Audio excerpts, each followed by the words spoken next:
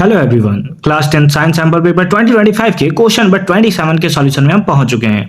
अगर आपने इससे प्रीवियस वीडियो अभी तक नहीं देखा, साथ ही साथ आने वाले वीडियोस का सॉल्यूशन देखना चाहते हो तो कंप्लीट प्लेलिस्ट का लिंक मिलेगा तुम्हें डिस्क्रिप्शन में। तो एक बार मेक श्योर कि तुम डिस्क्रिप्शन जरूर चेक कर लोगे। क्वेश्चन नंबर 27 दिया है, अनिरुद्ध टुक 2 मेटल ऑक्साइड, यानी कि अनिरुद्ध ने क्या लिया, 2 मेटल ऑक्साइड लिया। एक लिया एल्यूमिनियम ऑक्साइड और दूसरा लिया है मैग्नीशियम ऑक्साइड। लिख लेते क्या क्या लिया है उसने। एक लिया है एल्यूमिनियम ऑक्साइड यानी Al2O3 और दूसरा लिया है उसने मैग्नीशियम ऑक्साइड यानी कि MgO। ठीक है, ठीक है, as shown in the picture. और दोनों का कलर तुम्हें देखने को मिल रहा है कि ये भी व्हाइट कलर का है, ये भी व्हाइट कलर का। हमें पता नहीं है कौन सा मैग्नीशियम ऑक्साइड है और कौन सा एल्यूमिनियम ऑक्साइड है, शायद आगे लिखा हो। बट ही फॉरगेट टू लेवल देम, अब उसको लेवल करना वो भूल गया। कैसा गरीब आदमी है अनिरुद्ध, है ना, बड़े भुड़क्कड़ इंसान है यार, है ना। दोनों का पाउडर ले लिया वो, है ना, उसमें वो लेवल करना भूल गया।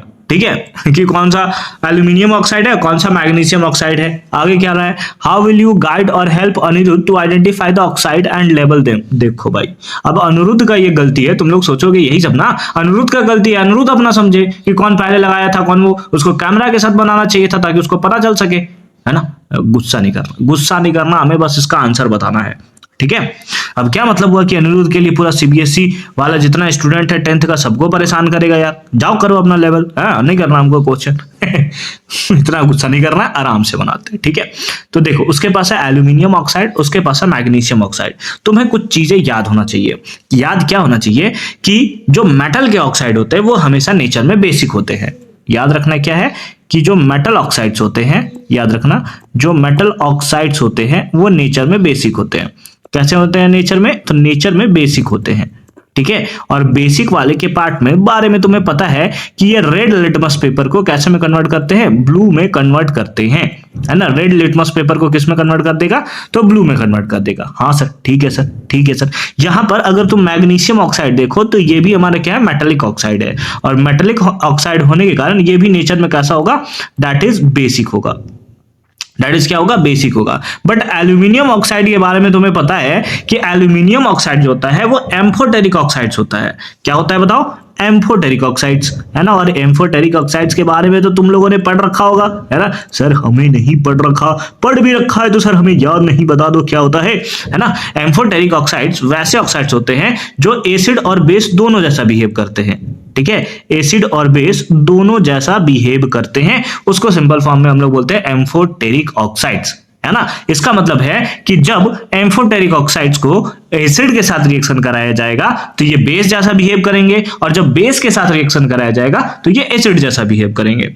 तो एक तो हमारे पास सिंपल फॉर्म में फाइंड आउट करने का ये तरीका है कि दोनों ही, चाहे वो एल्यूमिनियम ऑक्साइड हो या फिर वो हमारा मैग्नीशियम ऑक्साइड हो, दोनों का रिएक्शन NaOH के साथ कर दे, है ना। NaOH के साथ कर दे, इसका भी रिएक्शन और इसका भी रिएक्शन NaOH, यानी कि NaOH in the sense base के साथ कर दे, है ना, बेस के साथ कर दे। तो जब तुम MgO के साथ करोगे NaOH का रिएक्शन तो MgO भी बेस और NaOH भी बेस, बेस बेस के साथ रिएक्शन करता है क्या, नहीं ना करता। तो ये तो रिएक्शन करेगा ही नहीं, है ना, ये तो रिएक्शन करेगा ही नहीं। बट अगर तुम एल्यूमिनियम ऑक्साइड का देखो तो वो एम्फोटेरिक है, वो एसिड जैसा बिहेव भी करता है, बेस जैसा बिहेव करता है, क्योंकि इसका रिएक्शन हम लोग बेस के साथ करा रहे हैं, है ना, किसके साथ, बेस के साथ। तो ये फिर कैसा बिहेव करेगा, एसिड जैसा। कैसा बिहेव करेगा, एसिड जैसा ये बिहेव कर लेगा। तो जो रिएक्शन करेगा उस बेसिस पे तुम बता देना कि वो तुम्हारा एम्फोटेरिक ऑक्साइड यानी कि एल्यूमिनियम ऑक्साइड है, और जो रिएक्शन नहीं करेगा वो तुम्हारा बता देना कि वो मैग्नीशियम ऑक्साइड का पाउडर है। किसका पाउडर है, दैट इज मैग्नीशियम ऑक्साइड का पाउडर है।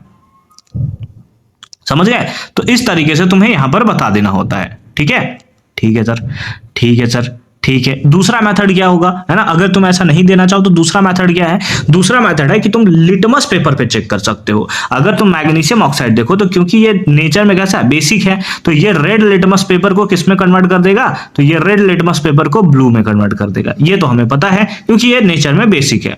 बट एल्यूमिनियम ऑक्साइड क्योंकि ये एम्फोटेरिक ऑक्साइड्स है, अगर तुम इसको लिटमस पेपर में सिंपल फॉर्म में अगर तुम ऐड करते हो तो फिर वैसे केसेस में एल्यूमिनियम ऑक्साइड, है ना, वो वाटर में मिक्स होने के बाद, है ना, इसको भी वाटर के साथ रिएक्शन कराना होगा। एल्यूमिनियम ऑक्साइड का पाउडर तो नहीं करेगा ना भाई, एक्वस सॉल्यूशन करेगा ना। तो मैग्नीशियम ऑक्साइड को जब तुम वाटर में ऐड करते हो, यानी कि जब एक्वस सॉल्यूशन लेते हो मैग्नीशियम ऑक्साइड का, तो वो तो रेड लिटमस पेपर को ब्लू में कन्वर्ट कर देगा। बट जब तुम एल्यूमिनियम ऑक्साइड का एक्वस सॉल्यूशन लेते हो, यानी कि जब उसको वाटर में ऐड करते हो, है ना, तो क्योंकि वो नेचर में एम्फोटेरिक है तो वो वाटर में जाने के साथ ही इनसॉल्युबल हो जाएगा, है ना, इनसॉल्युबल हो जाएगा और किसी टाइप का कलर चेंज नहीं करेगा, ना तो ब्लू को रेड में कन्वर्ट करेगा, ना ही रेड लिटमस पेपर को ब्लू में कन्वर्ट करेगा। तो जो नहीं करेगा समझ जाना वो एल्यूमिनियम ऑक्साइड का पाउडर है, और जो कर देगा यानी कि जो रेड लिटमस पेपर को ब्लू में कन्वर्ट कर देगा समझ जाना वो मैग्नीशियम ऑक्साइड है। तो इसी के फॉर्म में हम लोग इसका आंसर लिखेंगे।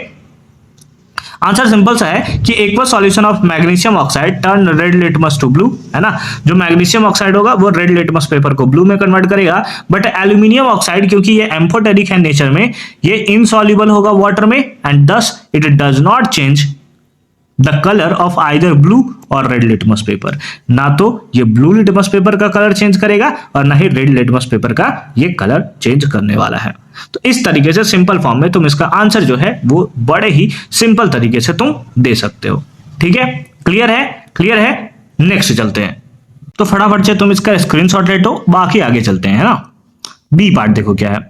बी पार्ट में हमें इसका दिया हुआ है कि इन एन एक्टिविटी आइसू was given टू सब्सटेंसेस, है ना। एक आइसू है, अभी कौन सा था अभी क्या नाम था उसका भूल गया मैं, ठीक है, अनिरुद्ध था, है ना, वो तबाह किया था, अब लगता है आइसू तबाह करेगी। ठीक है, अगर किसी का नाम आइसू है तो कमेंट सेक्शन में बता देना, अनुरुद्ध भी है तो भी कमेंट सेक्शन में बता देना। ठीक है, दो सब्सटेंसेस हैं, एक है कॉपर सल्फाइड, है ना, Cu2S, ठीक है, लिख लेते हैं। एक है हमारे पास कॉपर सल्फाइड, ठीक है, एंड कॉपर ऑक्साइड, दूसरा है हमारे पास कॉपर ऑक्साइड, है ना। कॉपर ऑक्साइड का फॉर्मूला क्या होता है? Cu2O, ठीक है, ठीक है, copper oxide. To obtain copper from this compounds, और हमें क्या करना है, इससे कॉपर जो है वो ऑब्टेन करना है। तो ये हमें पता है कि जो कॉपर सल्फाइड है और कॉपर ऑक्साइड है दोनों के दोनों ओर हैं कॉपर के, है ना। ओर क्या होता है? ओर वैसे सब्सटेंसेस होता है जहां से प्रॉफिटेबली और कन्वीनियंटली आप मेटल को एक्सट्रैक्ट कर सकते हो। Chapter number 3 metal and non metal का पार्ट है, मेटलर्जी वाले पोर्शन का। ठीक है, सी वाज, है ना, she was able to extract copper successfully, और वो क्या होती है कि वहां से सक्सेसफुली वो एक्सट्रैक्ट भी कर लेती है। Illustrate with the help of chemical equation, तो केमिकल इक्वेशन के बेसिस पे बताना है कि हाउ आइसू might have complete the activity. अब आइसू से ना पूछो भाई, हमसे क्या पूछ रहे हो, है ना, आप लोग भी यही सोच रहे हो भाई आइसू से पूछो यार, वो एक्सट्रैक्ट किया है, हमें क्या मतलब है, हमें कुछ एक्सट्रैक्ट नहीं करना। ठीक है, हम क्वेश्चन छोड़ते हैं, हम लोग जाते हैं आगे, कुछ नहीं करना भाई, नंबर नहीं मिलेगा तुम्हें। ठीक है, चलो आ जाओ बनाते हैं। देखो कॉपर सल्फाइड है और तुम्हारे पास कॉपर ऑक्साइड है, यहां से तुम्हें कॉपर सिंपल फॉर्म में एक्सट्रैक्ट करना है, कॉपर से यहाँ निकालना है। तो वैसे केसेस में अगर तुम देखो तो कॉपर का सल्फाइड हो रहा है, और जब भी सल्फाइड हो होता है तो तुमने पढ़ रखा होगा कि जब ऑक्साइड से अगर हमें सिंपल फॉर्म में, अरे सॉरी, सल्फाइड ओर से अगर उसको ऑक्साइड के फॉर्म में कन्वर्ट करना होता है तो एक प्रोसेस होता है रोस्टिंग, है ना, जो कि ऑक्सीजन के प्रेजेंस में होता है। तो सिंपल फॉर्म में इसका रिएक्शन करा दोगे तुम O2 के साथ in the presence of heat, in the presence of क्या? हीट। अगर तुम चाहो तो हीट लिख सकते हो या हीट का तुम साइन भी बना सकते हो।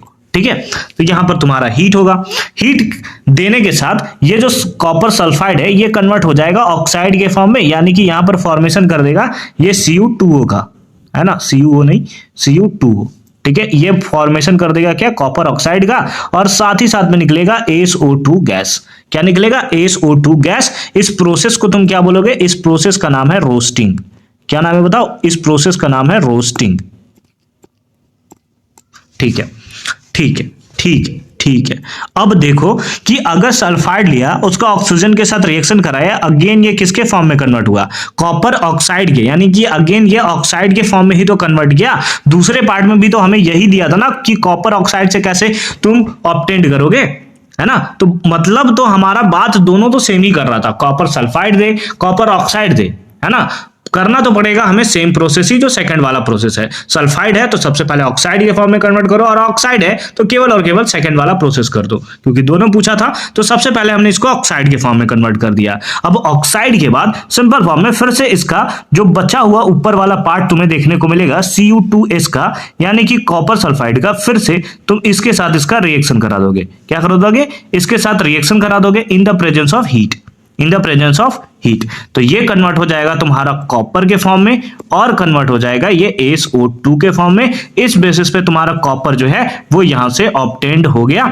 इसीलिए जितने भी एक्सट्रैक्शन वाले क्वेश्चन है, चाहे यहाँ तो कॉपर का दिया, मरकरी का याद रखना, पिछले साल मरकरी का है ना फाइनल बोर्ड्स में पूछा गया था, तो एकदम याद रखना, किसी भी एक्सट्रैक्शन वाले पार्ट के रिएक्शन को तुम मत छोड़ना, ठीक है। एकदम VBI है, सारे के सारे पार्ट एकदम याद रखना। बाकी जब भी इक्वेशन तुम्हें एग्जामिनेशन में इस टाइप का दे, तुम ट्राई करना कि तुम बैलेंस्ड इक्वेशन लिख सको, ठीक है।